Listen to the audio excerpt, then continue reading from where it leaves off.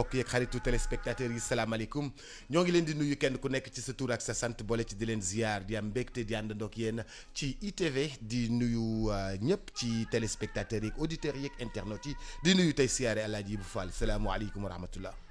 Boubs maa ngi lay nuyu di nuyu kilifa Mohamed Kandji yow foo toll ci ay parrainage am. parrainage Mohamed Kandji. waaw Sadio Mané da jàll na. Kandji moo des. Kandji moo des. góorgóorlu mais ñi ngi wut parrainage.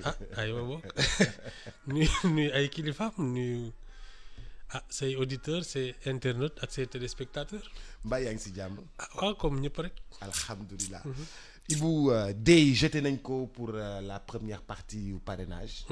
mu am ñu jàll. mais majorité bi boo seetloo sur les 200 et quelques qui voulaient 208. 50 et quelques. yi retiré. parrainage waaw. foog naa 250 yooyu la woon de. ci li ma déggoon wala xam. 208. d'accord. 208 yu c'est jël bien. fiche parrainage. 93 ñoo déposé 93 au conseil constitutionnel. ñoo déposé au conseil constitutionnel mais boo defee le ratio. sama mathématique nag. waaw c'est-à-dire que tu as à peu près un dixième. qui est arrivé ñeneen ñooñu lan lañ doon def noonu di dem di jël suñuy fiche parrainage. non mais xëy na mbumbaay bi la rek tu sais xumb na tout le monde parle de toi tu fais le buzz ñun dañu toll foo xam ne bon ku ci nekk bëgg nga ku la tudd même su dee duñ la tudd ci jaama mais nañ la tudd rek la preuve waa ji doon sol comme ce costume ni ma tudd Moussa Diop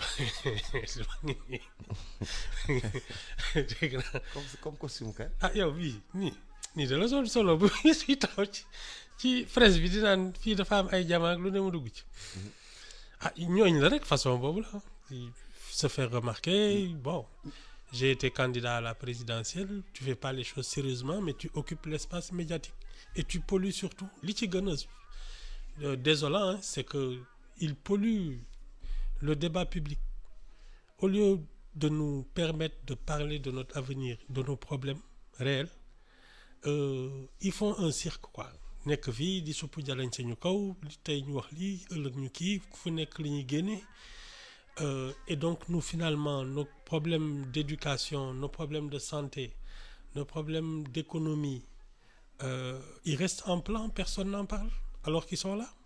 Ok. Sur les 93 qui sont partis. ñaata ñoo jàll 21. 21 sur 93. ñi nga xam ni jàlluñu. ils crient au sabotage. ils crient à la guerre contre eux. oui man tu sais Boubs man li ma ko xalaatee daal laa ko xalaatee il faut se donner les moyens de présenter une candidature. Il faut faire les choses méticuleusement. C'est un travail de fourmi, Boubs. Mais ces gens-là, parce que les 21 qui sont passés, mais comment on peut expliquer qu'ils passent? Parce que, ne serait-ce que sur la question du parrainage, un Bassirou Diomaye Faye est en prison. Mais il a réussi l'étape du parrainage. Alors qu'il y a des gens qui sont en liberté, qui ont fait le tour du Sénégal pour faire le beau. Et ils sont recalés.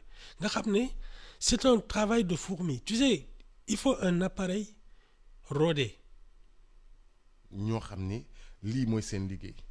Oui, et puis c'est que c'est une volonté aussi. Xam nga kenn mës na ne foog naa c'était à propos des élections françaises. Mu ne la France se donne à qui l'aime le plus, qui la désire le plus. Ki ci gën a sonn moo ciy jot.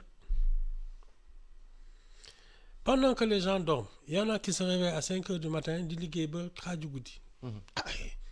Diggante kooku ak ki nga xam ne day biddanti 10 heures lay jóg 20 heures mu tëdd. Le résultat se fait sentir après. Moi je dis la seule explication valable c'est qu'il y en a qui ont bossé dur et il y en a qui n'ont rien fichu. Amul leneen. ñi nga xam ne dañu leen recalé. ñoom pourtant def nañu caravane wàcc nañu ci terrain bi Cey. dem nañu ci biir nit yi lan moo manqué ci loolu. Lucidité. Le cas le plus flagrant, c'est celui d'Ousmane Sonko. Lui, il avait toutes les cartes en main. Moom 2019 bi ñu ci génnee li ñu doon werante moom ndax mooy dina jël le pouvoir ou pas. ndax day dem deuxième tour wala dès le premier tour loolu day lañ nit ñi doon werante. Parce que il faut pas lui nier sa popularité. Boubs, au lieu de travailler sur sa candidature, il est allé faire autre chose. Résultat des courses, partem tas na, il est en prison. Ginnaaw moom par exemple je donne l'exemple d'Abdourahmane Diouf, il a une équipe, il a une partie, un parti. En apparence. En apparence. Il a une équipe, un parti. Mais en apparence. Intellectuel mais méticuleux aussi, hein. Travailleur. Non.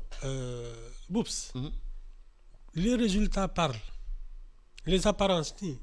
Tu peux poser ak yooyu mën wax di wax ay waxi nit ak yooyu mais ça c'est pas le travail de fourmi qu'on doit faire. Peut-être qu'il n'en avait pas les moyens parce que tam ça demande une vraie logistique. Xaalis mooy politique. Un bon politicien c'est quelqu'un qui sait gagner de l'argent sans beaucoup travailler. Xam nga kooku loolu yoonu njub la nga ngi dugg. Non, un vrai politicien et doit savoir le dépenser. D'abord, tu dois savoir gagner de l'argent pour financer tes activités politiques. Et c'est pour cela que souvent, les leaders politiques s'allient avec des puissances, des lobbies financiers. Parce que ça peut te permettre, sans travailler, parce que nag travailler boobu mooy ñun li ñuy def yeewu le matin dugg fenn ñàkk ba guddi xam nga loolu mënul ànd ak politique. Alors, tu as besoin de lobbies qui te mettent à ta disposition des moyens. Soo ko amee, ça te permet, toi, d'aller à la conquête du public sans te préoccuper de tes factures. Parce que loo ciy mënti wax, fin du mois, courant du la xaar, ndox du la xaar, lekk bi du la xaar ak yooyu. Tu as besoin de ça. Ensuite, Boubs, tu sais, nous sommes dans un pays à majorité, disons-le comme ça, analphabète, dont le niveau d'instruction est très moyen. benn ñaar. ñun Sénégalais yi ñu si bëri suñu jàng sorewul. Voilà. ñaar enfin jàng tubaab. am na ñu jàng leneen. Le seuil de pauvreté fait que problème yi daw ci bopp Sénégalais yi c'est pas évident que quand tu es dans des altitudes là nekk intellectuel am ay kii yooyu c'est pas évident que tu comprennes comment ils vivent. Tu sais mës naa fi wax c'était l'autre là comment il s'appelle Mame Matar Gueye. bi xataraa yu naan ñi waruñu génne ay yenn film yi ñi waruñu def yenn kii naan li dañ ko fa tere ma ne ko oui su dee yow da nga sotti li sa yëpp ma sa yomb tu peux pas comprendre des gens qui viennent d'un village di xuus ils n'ont que leur voix ou leur plastique wala seen doole moo leen di may li ñuy dundee nga leen di naan lii dafa haram. Quand tu n'es pas dans leur position, tu ne peux pas les comprendre. Et je pense que souvent, on peut parler de Abdoul Mbaye de ce point de vue. Je me souviens qu'il y a eu une élection, foog naa législative loon wala am na daal bu mu bokkoon 2017. À la fin, il a ramassé des 0, et il a dit les Sénégalais n'ont pas compris mon message. Mais poups, le problème, c'est pas qu'ils te comprennent. C'est toi qui dois te faire comprendre. Parce que soo xamul luy daw ci bopp nit ñi doo mën wax ak ñoom. Et la plupart des gens là, au lieu d'examiner, d'étudier les problèmes des Sénégalais, ñoom seen teraangal moo leen ñor naka laay faloo. yow dafa am écart suñu digganteeg ñi ñu bëgg a jiite. ñoom dañoo nekk ci benn. y en a c'est pas tous mais y en a beaucoup. dafa am ñoo xam ne boops nitu nit ñi lañu ci dëkk bi lañ dëkk. fu ne mën nañ fa dem toog fa naan fa ataaya lekk fa dañuy yenn fa fanaan fa dañuy maaseeg nit ñi ay caméléon lañu. mais y en a boops non seen kër kenn du fa dem. il n'invite personne kenn xamul sax fu ñu dëkk. ils ne vont voir personne. ba pare léeg-léeg sa téléphone su sonné xamoo numéro bi doo ko jël. tu sais ces choses-là aussi soo ci nekkee bés boo soxlaa votu gars yi dañuy naan mais attends ku la xeeb nga yeb ko tu votes pas pour lui. mais écart bi nekk suñu diggante ak ñoom léeg-léeg dafay rëy. oui mais c'est une vocation. non Ibou mais écart boobu moo am suñu diggante. c'est une vocation Boups. Senghor.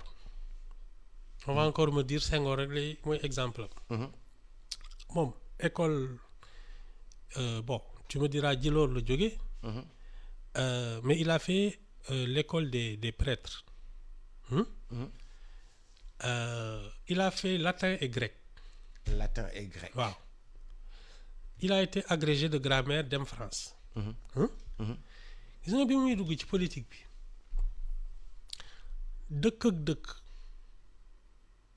il dormait dans des cases toog ci grand place yi am na benn on raconte une anecdote il devait parce que à l'époque il était déjà député. agrégé de grammaire ak yooyu. et on avait annoncé qu'il venait nekkee moom ñëw na bu yàgg ba toog mais comme il avait benn tenue kaki toog nii ci biir nit ñi bi ñu koy présenté waa village bi dañ jaaxle parce qu'il s'attendait à quelqu'un oui attends agrégé de grammaire qui vient de France ak yooyu non di kalanteeg séeréer si di kalanteeg tulu oui di lekk li ñuy lekk di tëdd ci kaas yi quand tu sais pas faire ça lu ñu la wax nga gis sa bopp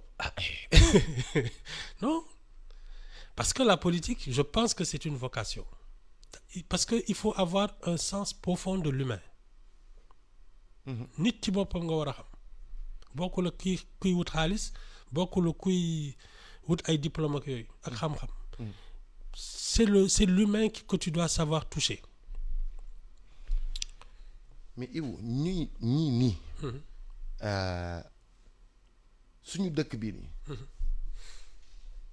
lan moo tax ñu xëy suba ñëpp ne dañoo bëgg jiite ñëpp ne dañoo bëgg jiite vite fait 200 personnes taxaw ne dañu bëgg être président de la République du Sénégal des fois damay ne est-ce que bu ñu gisee dëkk bi ni mu mel problème yi mu am est-ce que ñoom ñëpp dañoo pare pour régler ko. non en fait je pense que il y a d'abord ci ni ma ko gisee soo xëyee ne da ngay nekk président de la République c'est que au fond de toi tu es persuadé que yaa gën nit ñi. waaw alors à partir de là daf ci am ñoo xam ne seen statut bopp moo leen ñor. fii li fiy dox maa fi gën donc sama place c'est au palais et ils s'en foutent des problèmes des autres mais am na ci ñoo xam ne étant donné que nee nañu ñoo gën ñëpp soo moytul ils vont vouloir le démontrer parce qu'ils ont la conscience de l'histoire bàyyi fi woy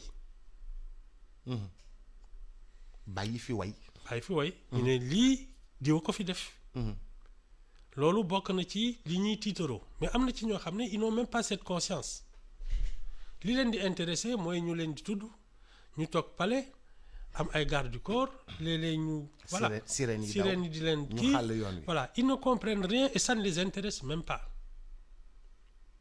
ce qui les intéresse c'est leur ego mooy saa yu ñu yeewoo toog ci seetu bi naan sama picc bi war na toj ak yooyu seen bopp rek lañ tal mais daf ci am ñoo xam ne boops dañu bëgg bàyyi woy mais le principe de base c'est que tu te dis que tu as un destin hors du commun li fiy dox yaa fi gën parce que bëgg a toog palais moom mooy Sénégalais yëpp maa ci gën ça c'est clair c'est la marque principale de tous. mais Ibou booy seetlu xam nga fii lu bëri dafa nekk en lambeau lu bëri dafa nekk ay problème jàng bi dafa nekk problème université nekk problème gaz nekk problème essence nekk problème organiser nit yi nekk problème daw ci tali bi nekk problème feu yi nekk problème lépp doon problème lépp sans exception amul fooy dem te fekkoo fa ay jafe-jafe lu mel loolu est-ce que xool nañu la charge bi nga xam ni moom moo leen incombé charge bi pesé ci seen kaw. Non, de toute façon dans les deux cas kenn ki il s'en fout ki nga xam ne moom installé toog li ñu naan maam day bànneexu loolu rek ko intéressé ki nga xam ne tam nee na moom daf fi bëgg bàyyi woy je suppose que il se dit je suis à la hauteur parce que Boubs le problème n'est pas très compliqué hein. Tu sais moi et je le dis toujours chaque jour ma wax ko fi notre seul vrai problème c'est que nous n'avons pas la culture de la République et de la citoyenneté gis nga tant que ce désordre-là est dans nos têtes il va se propager partout ci lépp lu ñuy def nag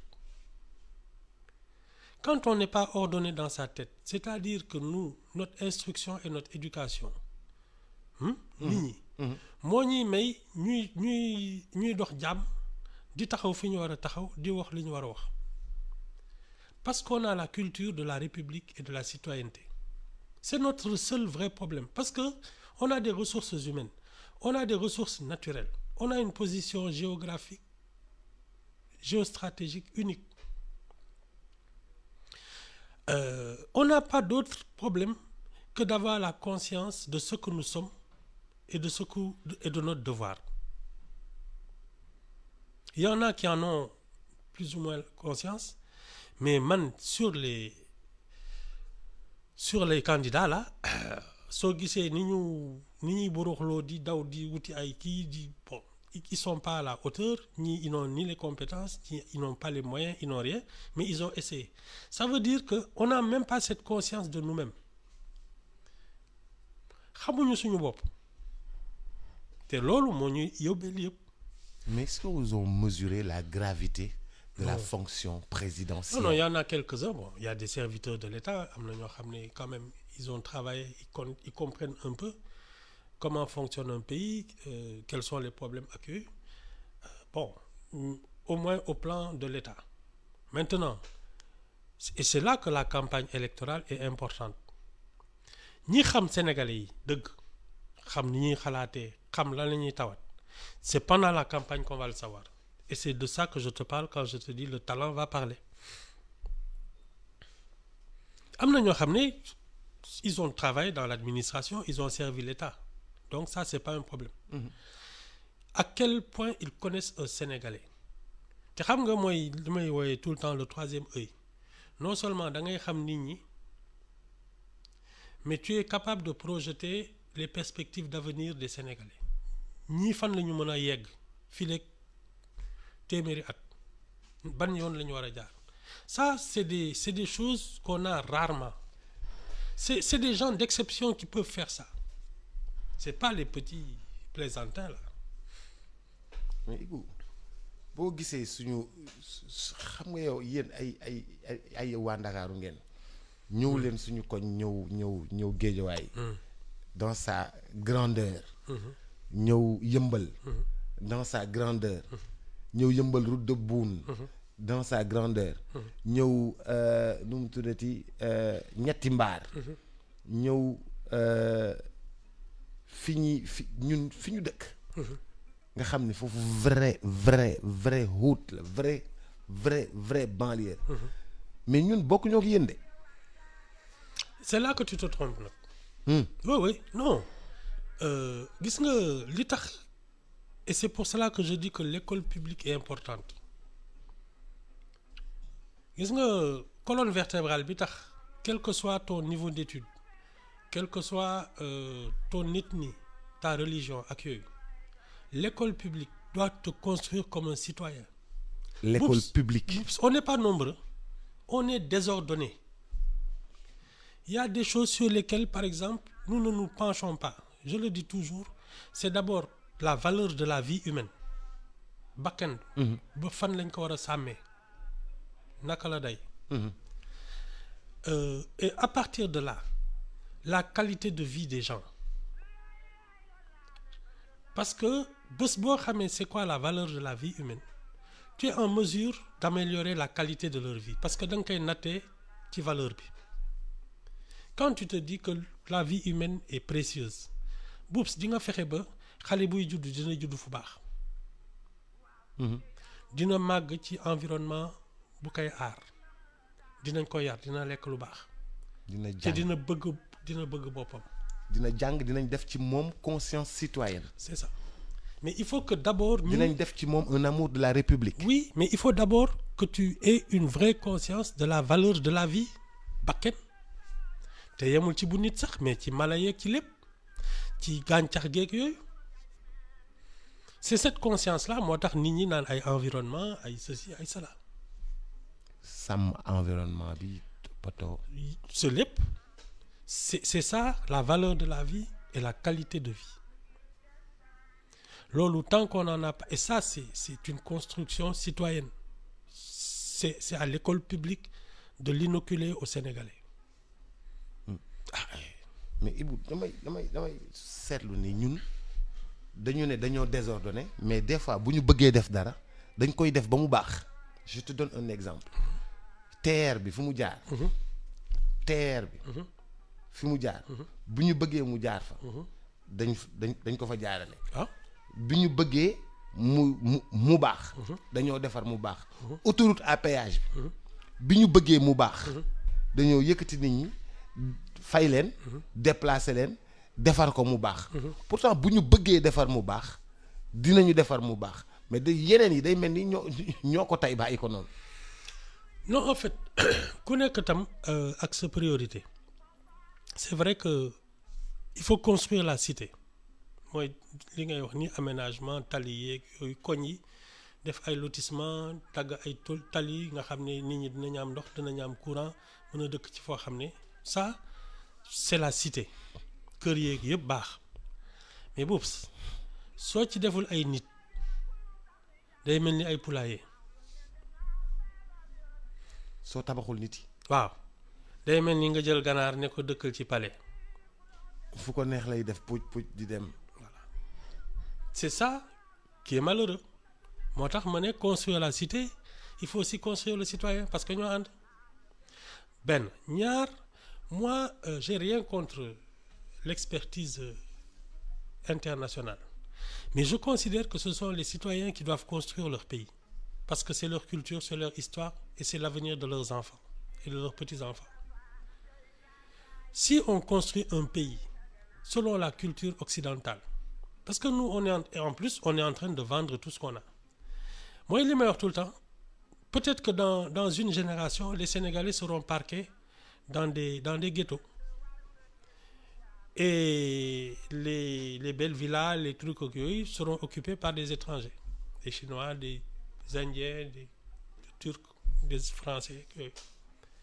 Donc c'est important que d'abord l'on construise le citoyen et que ce soit le citoyen qui construise sa cité parce que moo xam naka lay dundee. Mais ça c'est une conscience que l'école publique doit nous inculquer. bu keneen jugee feneen tabaxal ñu selon culture. gandu tabax nga xam ne day moom.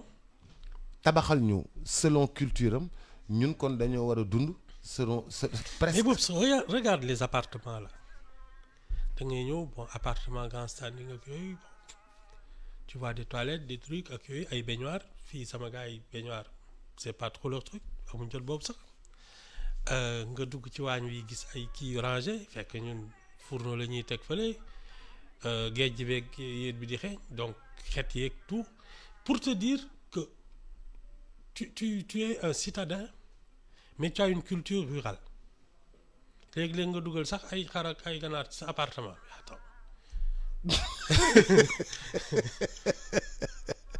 même boo déggee si appartement bu tabaski jotee da ngay dem tabaski si sa kër yaay parce que si appartement bi mënoo fa rey xar. Voilà, c'est toute la contradiction de la culture. En fait, ñun on est à mi-chemin entre le rural et le citadin. bokkuñu fenn. waaw dañoo ngarale tànk tey ñu nekk kaw kaw ëllëg ñu nekk boy town mais c'est-à-dire motuñ ci benn c'est ça hein ñu ngoog daal. Alaaji Ibou Fall. Alaaji Ibou Fall bu ñu dellu see di nga xam ni jot naa xew ci réew mi. si ñaari at yi ñu génn. ba ñu jëm ci élection. ba lépp delluwaat xaw a nekk stable. yaakaar nga ni ndax ñun jàng nañ ci. est-ce qu'on a appris de ce qui s'est passé pour que li xewoon bañ ñu dalaat bañ ñu gaañ. man bi défilé 4 avril bi jàllee. ci laa xam ne les gens ont pris la mesure du danger.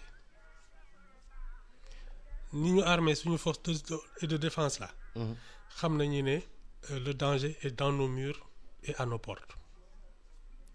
Maintenant c'est malheureux qu'un État soit obligé de sévir parce que li gën mooy fexe ba nit ñi nga di bañ a joteeg ñoom parce qu'ils ont la conscience citoyenne naruñu taal fenn naruñu piller fenn duñu saaga kenn xam nga loolu moo gën a neex. Mais su dee tu dois mettre un policier armé derrière chaque citoyen te ci lañ jëm. Un policier armé derrière chaque citoyen. ci lañ jëm. On est obligé de nous surveiller. Parce que oui, tu as vu comment les gens se sont comportés dès qu'il y a eu un peu de liberté. Toj fii lakk fële sàcc fii quand tu comprends que c'est ça l'état d'esprit de la population boups tu muscles tes forces de l'autre. Je te dis, je suis convaincu que les élections vont bien se passer parce que ku fi yëngatu ñu rëq sa ndigg. C'est pas autre chose, c'est pas que des citoyens savent que ils doivent faire de la politique en gentleman. C'est pas ça. C'est qu'ils savent que y a la matraque qui les attend s'ils dérapent. Et c'est malheureux. Mais pourtant Ibou toj boobu ak sàcc boobu noonu adduna bi fépp lañ koy defee. Non, c'est pas. Si waa France dañoo toj sàcc. Non, ça c'est pas des exemples. Black Bloc yi ñëw ñu toj sàcc. États-Unis dañoo toj sàcc. ñooñu c'est pas des exemples. Gis nga les Russes là. Les Chinois les Asiatiques. seen dëkk kenn du yëngatu. te ñooñu ñoo fi gën a avancé seen marge d'avancement. de progrès.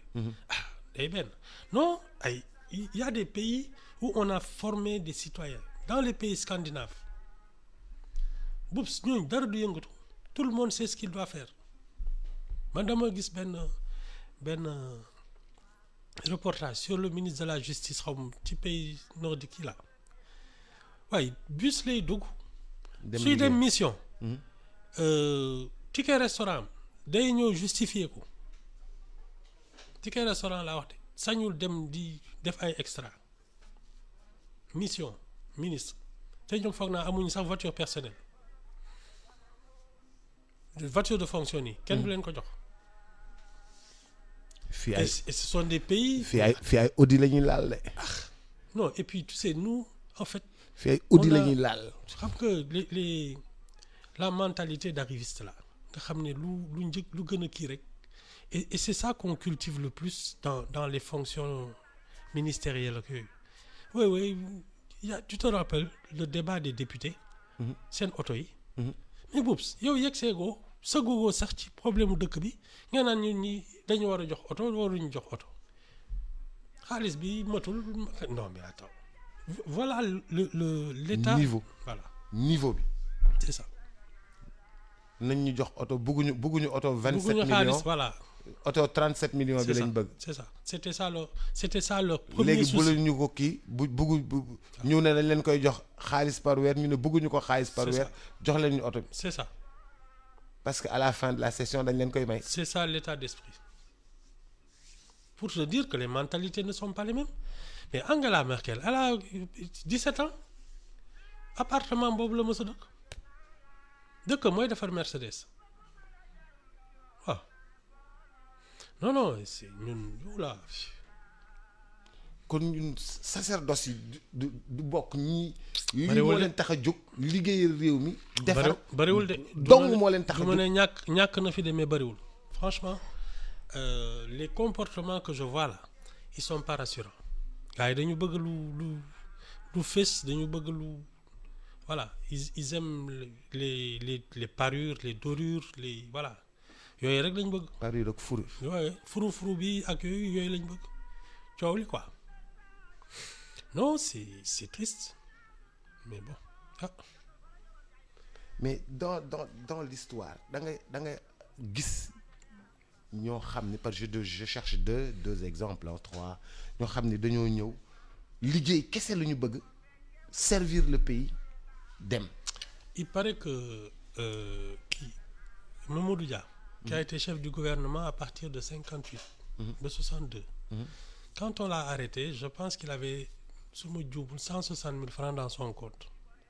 160 000 francs. waaw te li indi coow li le premier incident c'est que dafa tukki dafa ne woon les banques nationales là devaient financer l'activité privée et que les officiels députés yeeg yooyu waruñ leb ak yooyu nekkee ñoom non seulement dugg nañ ci banques yi ba mu rax mais ils ont profité d'un de ces voyages pour voter une augmentation de salaire des députés mu ñibbi si ñu wax ko mu ne day convoquer parti bi pour ñu delloo seen salaire fi mu nekkoon loolu moo indi motion de censure bi.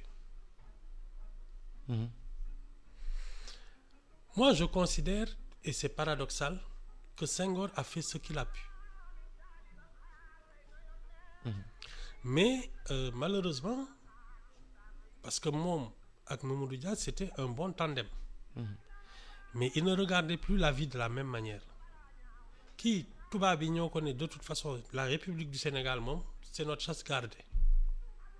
Senghor xam ne soo fi jéemee rocci galgalu tubaab yi dinañ la fi coup d'état def ni ñuy def Guinée def ni ñuy def dans tous les pays.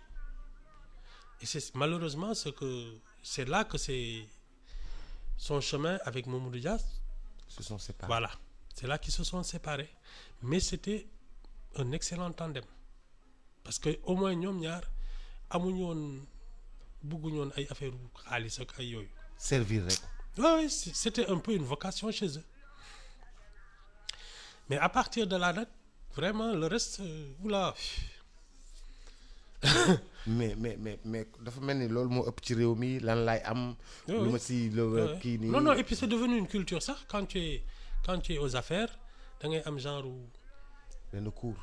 prestige voilà niveau de kii standing ak yooyu bon parce que fii bés boo fi nekkee président de la République di dawal oto bu màgget ñu ne kii daal vraiment nañ ko fi dégager daf ñuy ruslu. mën nga am voiture de collection voiture yu màgget yi ñoo war a gën a cher. yii fii dañu bëgg voiture de collection dañu bëgg yi xew dernier cri. waaw nee nañu non bon de toute façon hein, tu sais man tout ça ne me dérange pas mais être conscient de sa mission. C'est ça le vrai problème parce que après que l'État te donne les moyens et que tu saches comment toi te comporter c'est pas grave mais être conscient de sa mission je pense que c'est ce qui nous manque le plus dans notre élite. xam ni man lii moo ma war ci réew mi. lii moom fi indi. lii moom fi indi. c'est comme je dis hein, avec l'argent public gars yi dañuy jël seen mbaboor bi yëpp yóbbu Màkka dem dellu si et on trouve que c'est normal. Oui, c'est de l'inconscience. Je te donne l'exemple du général de Gaulle. Moom les partis privés de l'Élysée moo doon fay toutes les factures avec son salaire. Courrier personnel mooy jënd timbre boppam. lii sama courrier personnel la. waaw may jënd sama timbre. c'est ça. Cette conscience là la ñun cette culture là la ñu amul. waaw mais Ibou luñ loolu kenn jàngaluñu ko aussi. ah waaw mais wala dafa nekk loo xam ne da nga ko war a xam. da nga ko war a xam surtout quand tu es au service du bien public. Ah c'est une culture. L'État c'est pas n'importe quoi. C'est sacré, le bien public.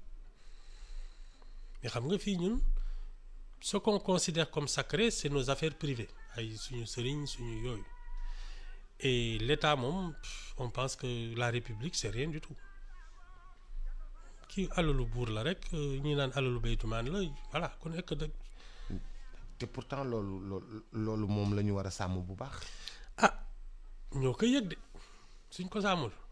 ñoo koy yëg ça se retournera tôt ou tard contre nous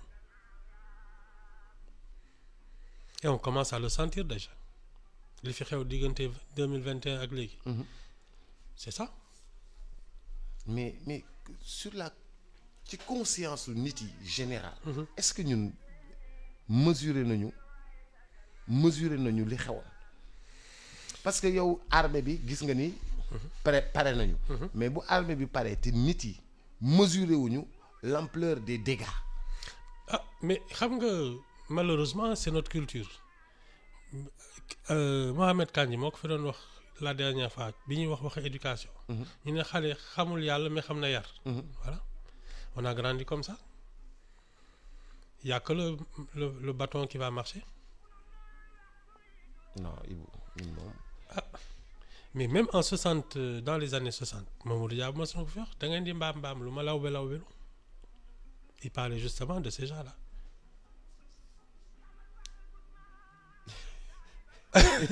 Yat rek quand soo xamul sa bopp. Si tu n'es pas conscient de tes devoirs de ta citoyenneté.